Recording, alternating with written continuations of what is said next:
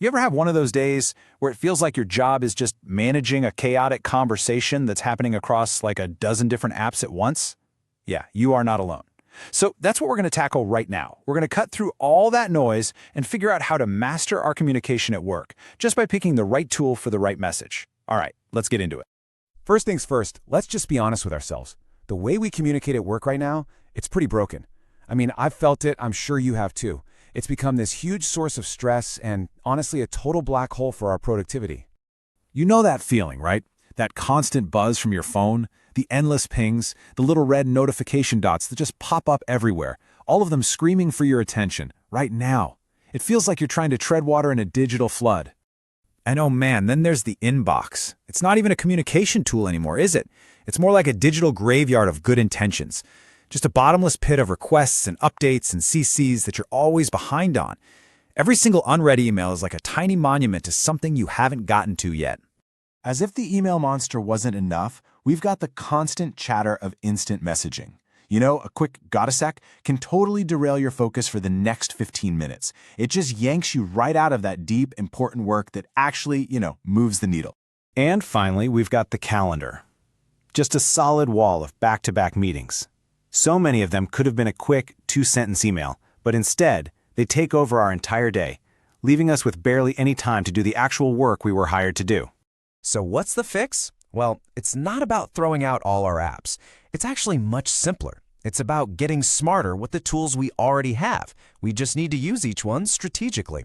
So let's break down the big three: email, instant messaging, and of course, meetings. Okay, let's start with the classic, the OG of digital communication, email. You've got to think of email as the official town crier for your business. Its real superpower is creating a formal, searchable, written record of, well, everything. Now, when you look at email, there's a real trade-off, right? It's fantastic for big formal announcements or sending detailed instructions, precisely because it creates that paper trail. But, and this is a big but, its limitations are huge. A really important message can just get buried in a crowded inbox, the tone can be so easily misread, and it's absolutely the worst for anything that needs a quick answer. Next up, instant messaging. This is basically the digital water cooler of the modern office. Platforms like Slack or Teams, they're your go-to when you need that fast, real-time sync with your team. So, IMM is perfect for those quick questions and for collaborating in the moment, but here's the danger. Those constant pings are absolute focus killers, seriously. And it's just the wrong place for big, important news or sensitive topics because any crucial detail can get buried under a flood of GIFs in like 10 seconds flat. And finally, we have the meeting. You know, whether it's in a conference room or a video call where you can see everyone's messy home office, this is your channel for the deep, rich collaboration that you just can't get from typing. Meetings are completely unbeatable for tackling complex problems or giving sensitive feedback where you really need to read the room.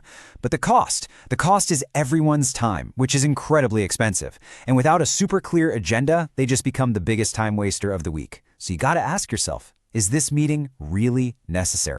Okay, so we know our tools, but in the heat of the moment, how do we actually pick the right one?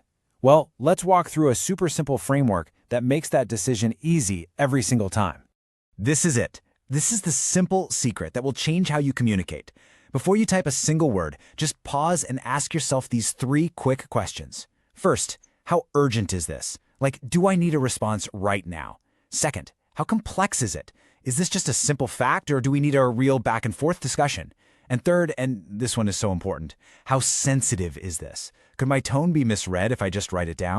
Answering those 3 questions, urgency, complexity, and sensitivity, that's going to point you to the perfect channel every single time. Let's see how it works with a real-world example. Okay, look at this. You've got to announce a new company-wide policy. The wrong way? A quick, casual message in a general Slack channel. That is just guaranteed to cause confusion and a million follow-up questions. The strategic way? You send a formal email with the full policy attached, creating a clear record, and then you follow up with a scheduled Q&A meeting. It's clean, professional, and leaves zero room for error. You can even level up by combining channels. Let's say you have a minor schedule change. Step 1, you send an email. That's your official, searchable record. Step 2, you pop a quick "Hey team, heads up, check your email for a schedule update" into the chat. And the result? You've covered all your bases. The message is documented, it's immediately visible, and there is zero confusion. That's the power of thinking strategically. And really, that's all it is. By making this one simple shift, from just mindlessly reacting to thoughtfully choosing your channel, you transform communication from a daily stress into your professional superpower. So what it all boils down to is this: how you say something is just as important as what you say. The channel you pick isn't just a delivery system. It actually shapes how your message is received and understood. When you get the channel right, you get the message right. So as we wrap up, I want you to think about your own day tomorrow. Think about the emails, the messages, the meetings you have coming up. What's just one of those communications that you can handle a little differently, a little more strategically, now that you have this framework?